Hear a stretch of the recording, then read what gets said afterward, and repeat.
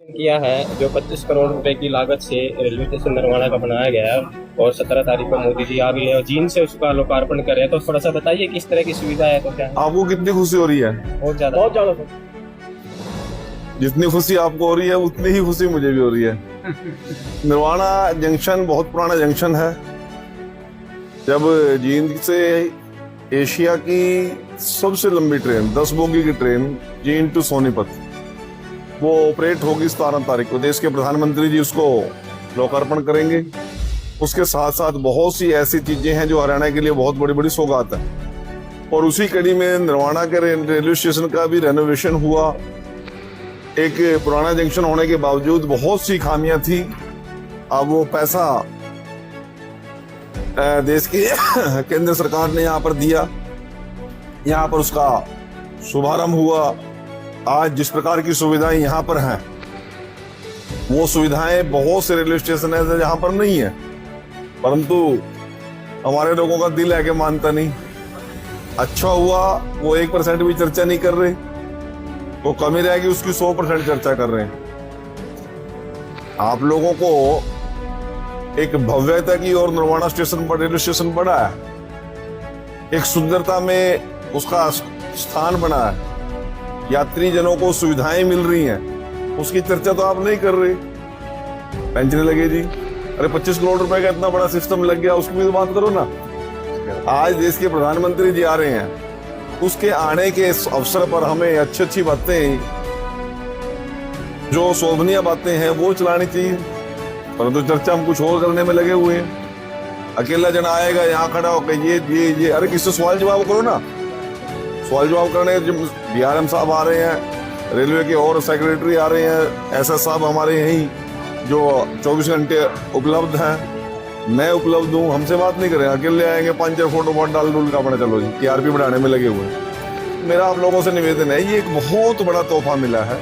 Railway station तो आने का भी है, उसके बाद उकलाने का भी है, और भी है, उनका तो अपग्रेडेशन नहीं हुआ, कैथल भी है, इसका अपग्रेडेशन हो रहा है। ये आपके भाग्य की बात है, ये सौभाग्य की बात है।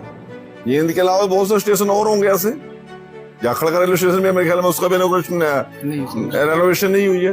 तो जो चीज आपको मिली है उसको हंस के अस्वीकार करने की आवश्यकता है। और मैं आभारी हूँ देश के प्रधानमंत्री जी का, केंद्रीय रेल मंत्री जी का और रेलवे के सभी विभाग के अध्यक्षों का, सभी अधिकारियों का, कि एक ऐसे क्षेत्र के अंदर जहाँ रेल एक बहुत बड़ी जरूरत है हरियाणा के हिसाब से, उसमें जो मूलभूत सुविधाएं हैं तो हम यात्रियों को देने में कामयाब हुए हैं। आज मैं भी इसको देखने के लिए आया हूं और देश के प्रधानमंत्री 17 तारीख को जब इसका लोकार्पण करेंगे हमारे लिए एक बहुत बड़ी सौभाग्य की बात होगी। मैं आप सभी से निवेदन करता हूं, 17 तारीख को पहली भारत के अंदर पानी से चलने वाली रेल की शुरुआत जींद से सोनीपत के लिए हो रही है। कभी जब रेल की शुरुआत हुई थी तो पहला रेलवे स्टेशन, पहली रेलवे लाइन कहां से कहां के बीच में चली थी, इतिहास में छपती है बातें, ठाणे टू पुणे टू ठाणे। तो अब जब हाइड्रोजन ट्रेन की बात होगी तो लोग चर्चा किया करेंगे कि नरवाना जींद से सोनीपत के बीच में पहली हाइड्रोजन ट्रेन चली थी और 10 बोगी की चली थी। तो ये इतिहास बनने जा रहा है। आप सभी से मैं निवेदन करता हूं कि भारी संख्या में सुबह 9 बजे जींद के हुड्डा ग्राउंड में देश के प्रधानमंत्री जी को जब ये सौगात हमें दे रहे होंगे, उनके हौसला अफजाई के लिए और उनके विचार सुनने के लिए ज्यादा संख्या में पहुंचे। और मैं नई चीज आपको बता रहा हूं, पहली एक ऐसी रैली जनसभा होने जा रही है जींद के अंदर जो इको सिस्टम के साथ होगी, ग्रीन रैली होगी। किसी भी डीजल पेट्रोल के वाहन का उपयोग वहां पर हमने ना करने का प्रयास किया।